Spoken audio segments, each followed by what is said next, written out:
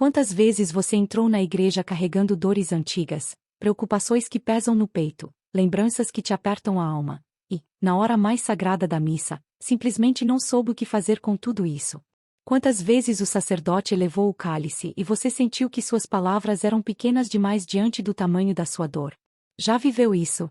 Já se perguntou se Deus realmente escuta quando você entrega, mesmo em silêncio, o nome daquele filho que se afastou, daquele marido que já não te reconhece, daquela pessoa amada que está doente? Hoje, eu quero te revelar algo que pode transformar para sempre a forma como você vive cada missa. Algo que mudou a minha vida, a vida de muitos que me ouviram, e que pode ser, se você permitir, o divisor de águas espiritual na sua família. Mas antes de continuarmos, eu preciso que você faça uma coisa: respire fundo. De verdade. Porque o que você vai ouvir não é catequese suave, não é ensinamento para deixar a consciência confortável. É verdade profunda. É fogo que purifica. É luz que incomoda, mas que também cura. Durante anos, caminhei por corredores frios de conventos, ajoelhei-me em madrugadas silenciosas, lutei contra dúvidas, tormentos e sombras que tentavam apagar minha fé. Vi irmãs chorarem por pessoas que amavam. Vi famílias implodirem sem que ninguém soubesse o porquê. Vi homens e mulheres chegarem ao altar como quem chega derrotado, repetindo orações sem vida, como quem bate numa porta que imagina estar trancada. E foi nesse lugar, justamente no ofertório, esse momento aparentemente simples, muitas vezes ignorado, muitas vezes vivido com distração, que eu descobri um segredo espiritual capaz de mover o coração de Deus. Um segredo que muitos nunca aprenderam porque ninguém os ensinou, e porque os que conhecem têm medo de pedir o que ele exige: profundidade, sinceridade e entrega real. O ofertório não é intervalo litúrgico. Não é pausa para ajeitar o cabelo, para espreguiçar-se, para olhar o relógio ou o celular escondido na bolsa. O ofertório é guerra espiritual. É combate. É o momento em que você pode colocar sobre a patena, aquela bandeja onde o pão é apresentado, tudo aquilo que está destruindo sua paz: nomes, rostos, pecados, doenças, dívidas, lembranças, traumas, medos, vícios, palavras que doeram, decisões erradas que abriram feridas. Mas aqui começa o drama. A maioria dos fiéis não sabe como fazer isso. Vão à missa de mãos espiritualmente vazias. Dizem: Senhor, cuida da minha família, mas não dizem quem está sofrendo. Pedem: abençoa minha casa, mas não dizem o que está quebrado dentro dela. E depois se perguntam por que suas cruzes continuam tão pesadas. Eu vi isso com meus próprios olhos. Numa pequena capela, uma mãe chegou com o rosto marcado pelo choro. A filha dela, de apenas 15 anos, havia tentado tirar a própria vida na noite anterior. Esta mulher estava despedaçada. Quando chegou ao ofertório, ela fechou os olhos, apertou as mãos com força, tentou rezar, mas não conseguiu. Repetiu um Pai Nosso mecânico, porque não sabia mais o que dizer. Não sabia o que oferecer. E você entende? Você percebe a tragédia espiritual disso? Ela estava diante do altar, diante do momento mais poderoso da missa, e deixou passar a graça porque nunca lhe ensinaram como se oferece de verdade. Se, enquanto eu digo isso, algo dentro de você está despertando, se você sente que há anos vive a missa com menos profundidade do que deveria, então fique comigo. Não se distraia. O que você vai aprender pode ser o início de uma nova vida espiritual, não só sua, mas da sua família inteira. Porque o ofertório não é sobre repetir fórmulas. É sobre colocar sua alma inteira sobre o altar. É sobre chegar diante de Deus com nomes, histórias, dores reais. E é sobre preparar o coração para o momento da consagração, o ponto onde tudo o que você ofereceu será unido ao sacrifício perfeito de Cristo. Mas isso, tudo isso, você só vai compreender plenamente se estiver disposto a entrar, junto comigo, nesse caminho. E este é apenas o começo. Quando estivermos juntos no próximo capítulo, vou te mostrar como preparar o coração antes mesmo de sair de casa, para que cada missa seja vivida como um encontro de poder com o Deus vivo. Se você está pronto, seguimos em frente. Se no capítulo anterior você sentiu um chamado interior, uma espécie de inquietação santa, então o que eu vou te dizer agora é ainda mais decisivo. Porque antes de aprender a oferecer no altar, você precisa aprender a chegar ao altar. E aqui está um dos maiores segredos da vida espiritual. O ofertório começa muito antes da missa. Começa em casa. Começa no silêncio da noite anterior. Começa naquele minuto em que você decide, dentro de si, que não vai viver mais uma missa morna. Talvez você nunca tenha ouvido isso antes, mas o inimigo teme um cristão que se prepara. Ele teme porque sabe que boa parte dos fiéis chega à missa arrastada, cansada, distraída, carregando discussões da manhã, preocupações da semana, ansiedade do futuro. E um coração assim, você sabe, mal consegue rezar 5 minutos com profundidade, quanto mais oferecer nomes, dores, histórias. Por isso, o combate começa antes. Na véspera da missa, reserve 5 minutos. Só 5. Não precisa de velas acesas, música de fundo, nem momentos belíssimos de contemplação. Precisa de verdade. Sente-se, feche os olhos e pergunte a si mesmo: quem eu preciso colocar no altar amanhã? Não responda rápido. Deixe que os rostos apareçam. Deixe que os nomes surjam. Às vezes a dor que mais precisa ser oferecida é justamente aquela que você evita pensar, porque dói demais. Aquele filho cujo comportamento você já nem quer enfrentar. Aquele marido que você teme que esteja se perdendo. Aquele pecado seu, escondido, que ninguém sabe, mas que está devorando sua paz por dentro. Escreva mentalmente essa lista. Se preferir, escreva no papel. Se for necessário, escreva no celular, mas só nesse momento. Depois, ele deve ser desligado completamente na igreja. E seja específico. Não diga meus filhos. Diga, Lucas, que está preso nas drogas. Carolina, que perdeu a fé e zomba da igreja. João, que vive um relacionamento destrutivo. Os nomes têm poder. A palavra dita diante de Deus tem peso eterno. Agora, aqui vai algo que quase ninguém fala. Antes de oferecer, você precisa se despir do orgulho espiritual. Não adianta chegar à missa acreditando que você é quem vai mudar sua família. Não, não é você. É Deus. Sempre foi Deus. Você apenas abre a porta. E abrir a porta exige humildade. Exige reconhecer que você não tem controle sobre as pessoas, que não consegue consertá-las, que não consegue arrancar delas o que as está destruindo. Por isso, na sua preparação, diga: Senhor, eu não posso. Mas tu podes. Essa frase simples, se dita com o coração sincero, começa a quebrar cadeias invisíveis. Mas há algo ainda mais profundo. Algo que muitos rejeitam porque exige mais do que palavras. Exige disposição de sacrifício. No capítulo anterior eu te falei sobre isso, mas agora vamos olhar com mais clareza. Deus escuta orações sinceras, mas ele se comove com orações que vêm acompanhadas de uma renúncia. Não porque ele precise do seu sacrifício, mas porque o sacrifício prova a seriedade do seu amor. Então, na noite anterior, faça uma pergunta que poucos têm coragem de fazer. O que eu posso oferecer de mim mesmo por essa pessoa amanhã? Talvez seja abandonar aquele doce que você come toda semana. Talvez seja renunciar a horas de sono para rezar por alguém. Talvez seja calar respostas duras que você sempre dá. Talvez seja deixar de reclamar por um dia, uma semana, um mês. Talvez seja parar com um vício pequeno, mas que te amarra espiritualmente. E não se engane, o inimigo vai lutar contra essa pergunta. Ele vai sussurrar: isso é exagero. Não precisa de tudo isso. Você já sofre tanto, por que oferecer mais? Deus te ama do jeito que você é, não precisa se sacrificar. E é assim que ele mantém famílias presas por anos. Não com grandes pecados, mas com pequenas distrações, pequenas preguiças espirituais, pequenas desculpas. No dia da missa, acorde cedo. Não chegue correndo, não chegue atrasado, não chegue explodido por dentro porque brigou em casa. Se puder, sente-se no banco e feche os olhos. Respire. Repita mentalmente os nomes que você decidiu oferecer. Relembre o sacrifício que você escolheu.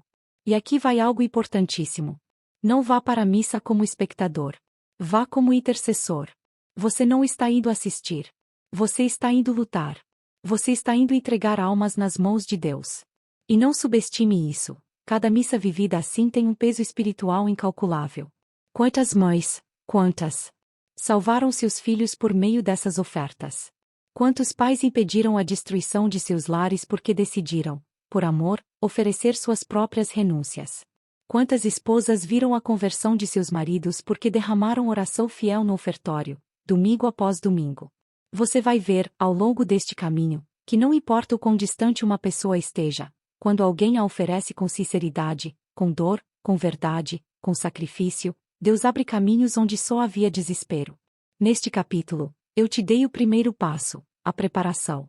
No próximo, vou te ensinar a entrar no ofertório como quem entra num campo de batalha, nomeando, entregando, soltando, confiando, até que você aprenda a transformar esse momento simples da missa em uma das armas mais poderosas que existem no mundo espiritual. Se você está comigo até aqui, respire fundo. Porque a partir do próximo capítulo, a luta começa para valer. Chegou o momento. Se nos capítulos anteriores você aprendeu a preparar o coração, agora vai aprender a entrar no ofertório, não como quem assiste, mas como quem luta. Porque o ofertório não é neutro. Ele nunca foi. E os santos sempre souberam disso. O ofertório é o ponto exato da missa onde Deus te permite tocar, mesmo que por um instante, o mistério da cruz. É ali que sua dor encontra a dor dele. É ali que suas lágrimas se misturam às lágrimas que Cristo derramou por você. É ali que as batalhas mais silenciosas da sua família podem começar a mudar. E, no entanto, a maioria dos fiéis chega a esse momento, distraída. Uns cruzam os braços. Outros ajeitam a roupa. Outros bocejam. Outros olham o celular como se nada estivesse acontecendo. E, enquanto isso, graças imensas passam ao lado deles, como rios de fogo correndo ao lado de quem dorme. Mas você não será mais parte disso. Não depois do que está aprendendo. O ofertório começa quando o sacerdote toma o pão nas mãos e diz: Bendito sejais, Senhor, Deus do universo. Nesse momento, exato, preciso, sagrado, algo acontece no céu. Não é emoção. Não é simbólico. Não é poético. É real. É como se Deus abrisse uma porta e dissesse: Filho, filha, agora é a tua vez. Entrega-me aquilo que só você pode entregar. E é aí que você deve agir. Seja simples, mas profundo. Concreto, não vago. Corajoso, não tímido. Verdadeiro, não educado demais para dizer o que realmente está destruindo sua família. Porque Deus não se move com generalidades. Ele se move com a verdade. Feche os olhos. Imagine suas mãos espiritualmente estendidas, segurando uma patena invisível. E agora, comece. Comece pelo nome que mais dói. Pelo que tira seu sono. Pelo que arranca sua paz. Diga mentalmente: Senhor, eu te entrego. E diga o nome. Não tenha medo. Não tenha vergonha. Não esconda nada. Se é seu filho que se perdeu, diga o nome dele. Veja o rosto dele. Veja a expressão. Veja a dureza. Veja o olhar cansado. E entregue. Se é sua filha que está presa em relacionamentos tóxicos, entregue. Se é seu marido que não te vê mais, entregue. Se é sua esposa que vive em depressão profunda, entregue. Se é você mesmo, ferido, quebrado, cansado, entregue também. Você não está fora dessa patena. E depois de nomear, detalhe. Sim, detalhe. Senhor, eu te entrego o vício dele. Eu te entrego a raiva que ela carrega. Eu te entrego o medo que me paralisa. Eu te entrego a doença da minha mãe. Eu te entrego as discussões que têm destruído o meu casamento. Eu te entrego o pecado do meu irmão, que ele repete há anos. Você percebe a diferença?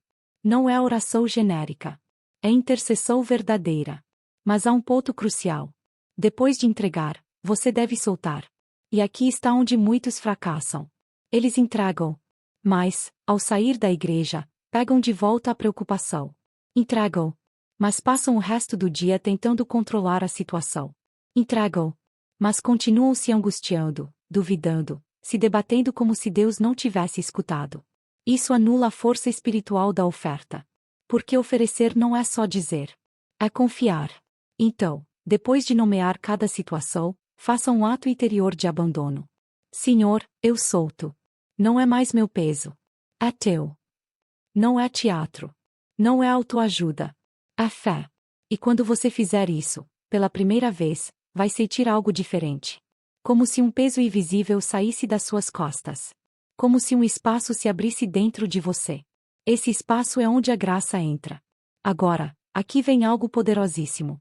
Depois de entregar, você deve colocar junto da oferta um sacrifício seu. E não me venha com desculpas. Não me venha com não consigo. Não me venha com isso é exagero. Sabe quem diz isso? O inimigo. Ele sabe que um sacrifício sincero tem poder de quebrar cadeias espirituais antigas. Seu sacrifício não precisa ser grandioso. Mas precisa ser real. Precisa doer um pouco.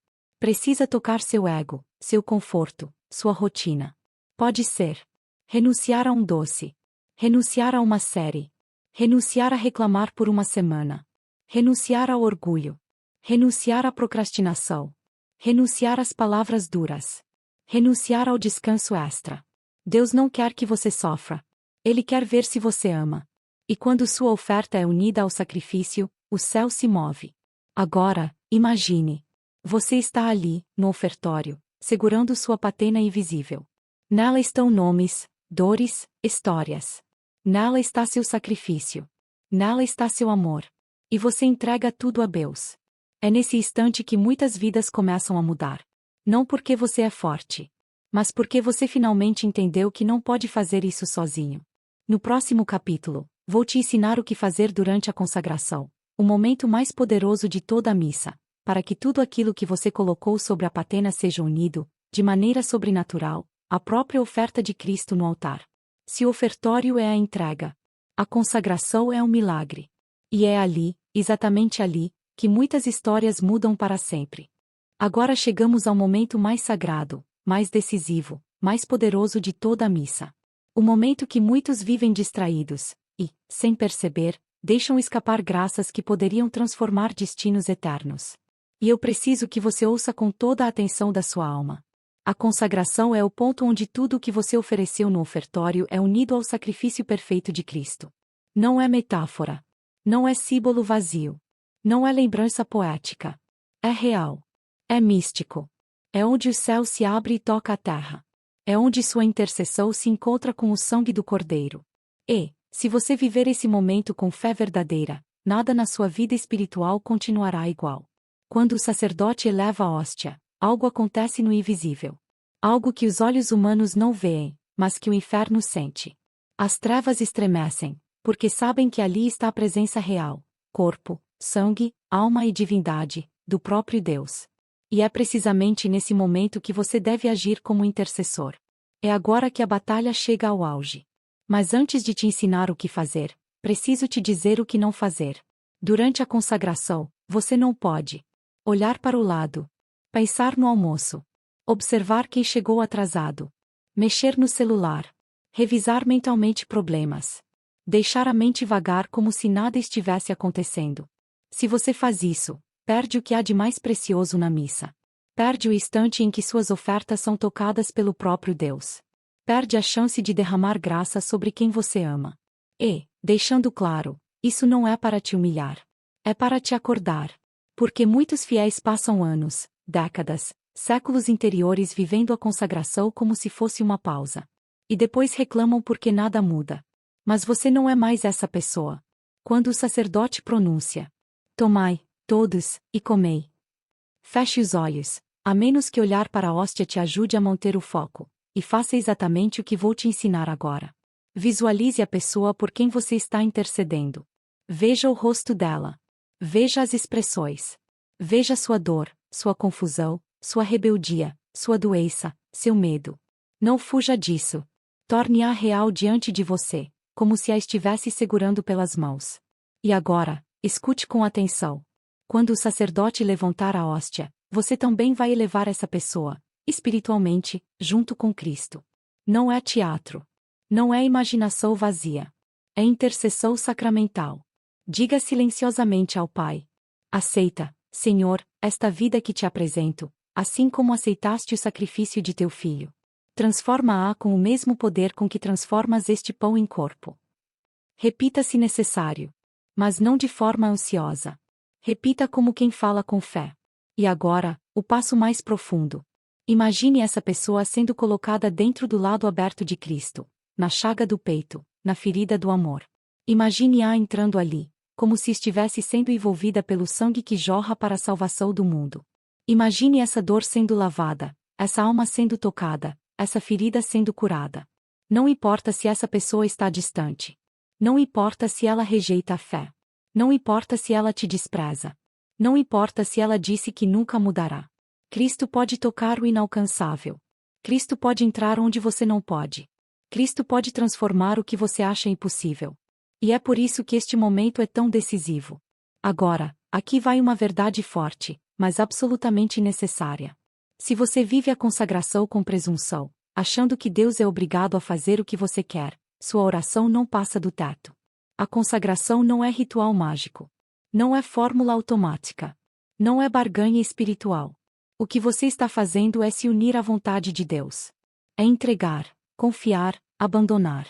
É dizer: Pai, eu te entrego esta vida. Faz o que for preciso. Mesmo que não seja o que eu desejo. Isso é maturidade espiritual. Isso é amor verdadeiro. E Deus sempre honra o amor. Durante a elevação do cálice, faça outra coisa. Veja, dentro da pessoa que você ofereceu, tudo aquilo que aprende, vícios, pecados, traumas, medos, influências espirituais, mentiras que acreditou ao longo da vida.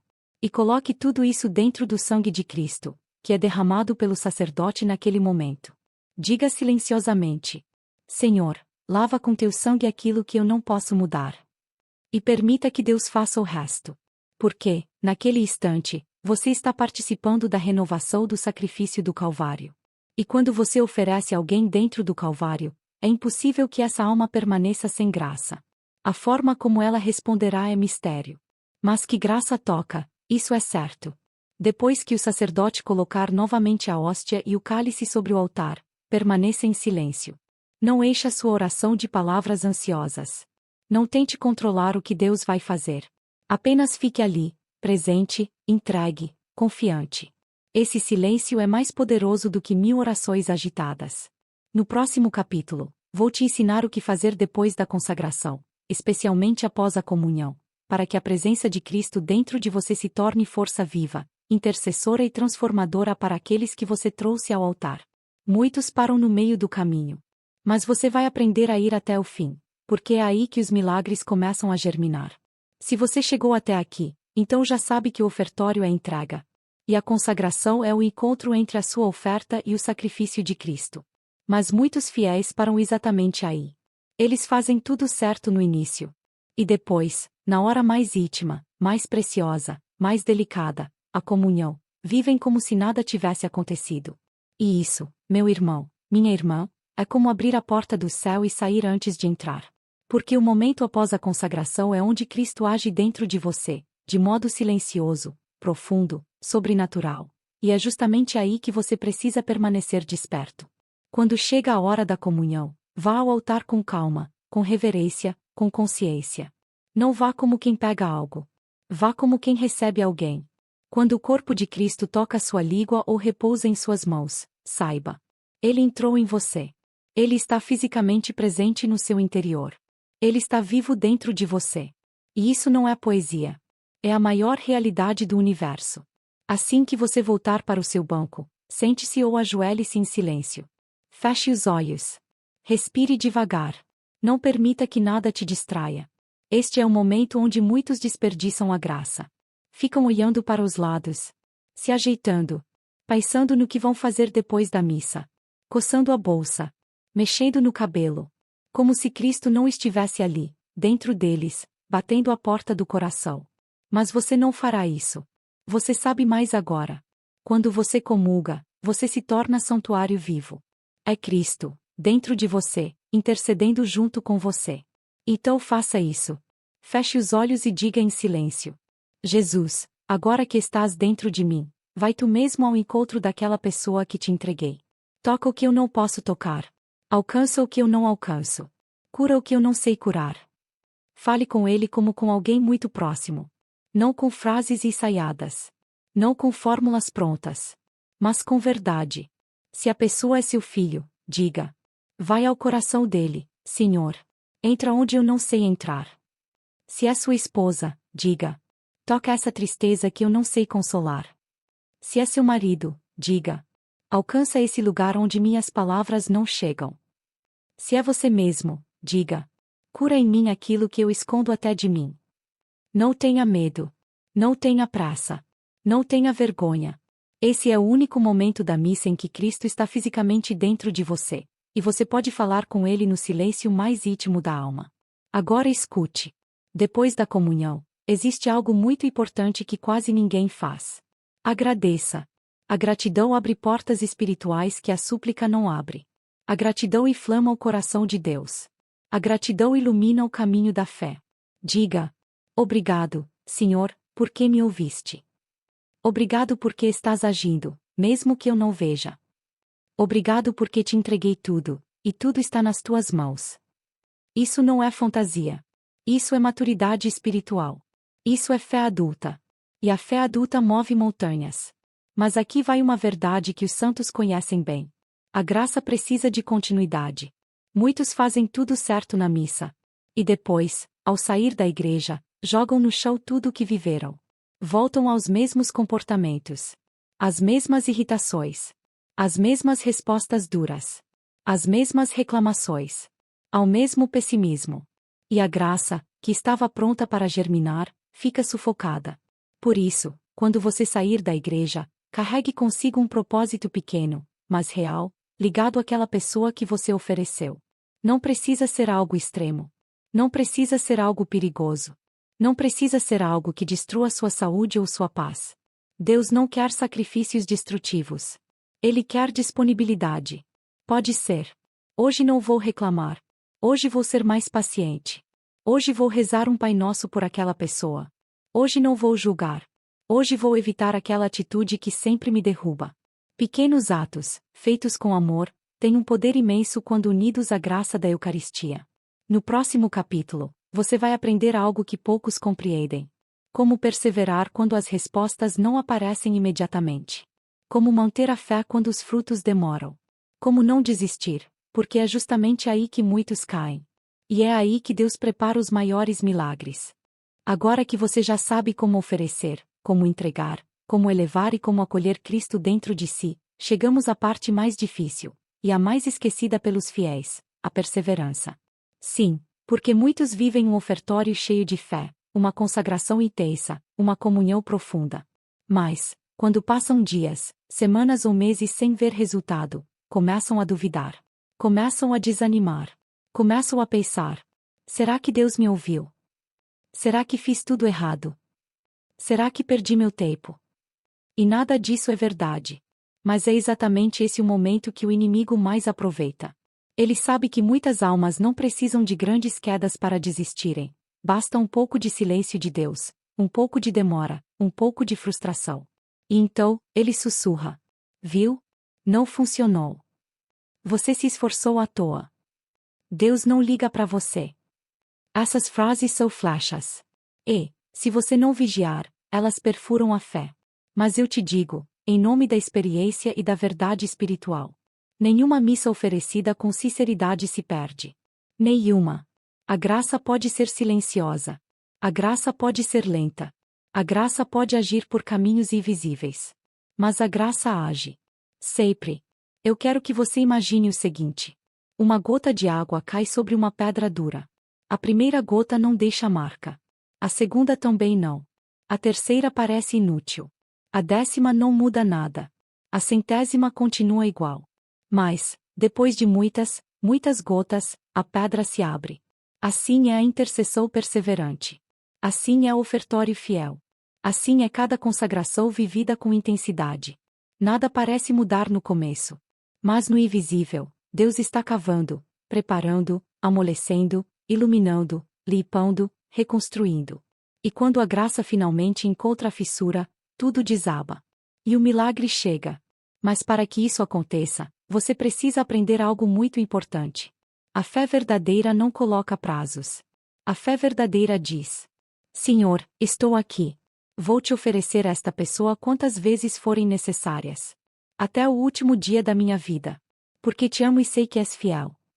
Quantas mães viram seus filhos se converterem só no fim da vida? Quantos esposos rezaram décadas pela esposa doente da alma? Quantas filhas oraram por pais endurecidos? Quantas famílias só viram luz depois de longos anos de sombras? E todas essas pessoas, quando olharam para trás, perceberam que cada missa foi tijolo por tijolo construindo um caminho invisível. Vou te dizer uma verdade que liberta, mas também exige maturidade. A salvação e a conversão não seguem seu calendário. Deus não age por pressa. Deus age por amor. E amor profundo é paciente, é constante, é perseverante. Por isso, Não caia na tentação de achar que sua oração não funciona. Não caia na tentação de retroceder. Não caia no veneno do desânimo espiritual. O inimigo quer que você pare. Porque ele sabe que um cristão persistente, fiel, firme, mesmo sem ver nada, é uma ameaça terrível para o reino das trevas. E vou te dizer mais. Há pessoas sendo salvas neste exato momento porque alguém, talvez longe, talvez desconhecido, insiste em oferecer missas por elas há anos. Graças invisíveis sustentam o mundo. Graças invisíveis sustentam famílias. Graças invisíveis sustentam vidas que nem sabem que estão sendo carregadas. E agora, você faz parte daqueles que carregam. Mas aqui entra algo ainda mais profundo. A perseverança transforma primeiro quem reza, e depois quem é rezado. Porque, enquanto você oferece, Deus trabalha também em você. Enquanto você insiste, Deus molda sua paciência. Enquanto você espera, Deus fortalece sua fé. Enquanto você intercede, Deus cura suas próprias feridas. Muitos pedem a conversão dos outros. E Deus começa convertendo o coração daquele que reza. E isso não é castigo. É presente. Porque um coração purificado intercede com muito mais poder. Agora, escute bem. Se a pessoa por quem você reza tem livre arbítrio, e tem, ela pode resistir à graça. Ela pode demorar. Ela pode lutar contra Deus. Ela pode recusar por anos aquilo que você implora. Isso não significa fracasso. Significa que Deus respeita. Mas a graça que você derrama sobre ela vai ficando ali, acumulada, esperando a hora em que o coração dela abrirá uma brecha, por menor que seja. E quando isso acontecer, toda a luz entra de uma vez. E muitos se convertem assim. Num instante. Num choque. Num momento de crise. Numa fragilidade inesperada. Numa palavra lembrada. Numa memória que reaparece. E, nesse instante, a pessoa encontra um caminho iluminado pelas missas que você ofereceu por ela. No próximo capítulo, o último, vou te mostrar como unir tudo isso em uma vida espiritual sólida, profunda e transformadora. E, no final, vou te pedir algo muito simples, mas que pode mudar vidas. Um gesto de fé, um gesto de unidade, um gesto que espalhará esta mensagem para outras almas que precisam exatamente do que você está recebendo aqui. Prepare-se. O que vem agora é o fechamento deste caminho, e o começo de uma nova forma de viver cada missa. Chegamos ao fim deste caminho. Mas, na verdade, é aqui que tudo começa para você. Porque agora você sabe o que muitos cristãos passam a vida inteira sem aprender. Como transformar cada missa em um encontro profundo, poderoso e transformador com Deus. Não importa quem você foi até hoje. Não importa quantas missas já viveu distraído, cansado, frio ou vazio. Não importa quantas vezes chegou atrasado, irritado ou de coração fechado. A partir deste momento, você pode começar de novo. E, acredite, Deus espera por isso há muito tempo. Vamos recapitular suavemente o que você aprendeu, não para repetir, mas para cravar no coração. A preparação, na noite anterior, listar nomes, dores, necessidades. O ofertório, colocar tudo sobre a patena invisível, de forma concreta e sincera, oferecendo também algo de si mesmo. A consagração, elevar a pessoa junto com Cristo, mergulhá-la na chaga do lado aberto, deixar a graça agir onde você não alcança. A comunhão, conversar com Cristo dentro de você, pedir que Ele vá onde você não pode ir, agradecê-lo pela graça que já começou. A perseverança, insistir, insistir, insistir, mesmo quando o céu parece silencioso. Isso não é método. Isso não é mágica. Isso não é ritual. Isso é vida espiritual madura. É cristianismo vivo. É fé ativa. É amor que se sacrifica. É intercessão que move montanhas.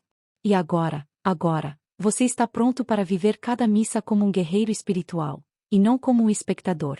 Mas antes de terminarmos, preciso te dizer algo com toda a força do meu coração. Você é responsável por essa luz que recebeu. Sim, responsável. Porque Deus não te entregou esse entendimento para que ficasse guardado, escondido, esquecido. Não. Ele te entregou para que você vivesse, e para que outros vivessem por meio de você. E é por isso que eu preciso te pedir um gesto concreto, um gesto simples, mas profundamente importante. Inscreva-se agora mesmo no canal Voz de Santa Teresa. Não depois.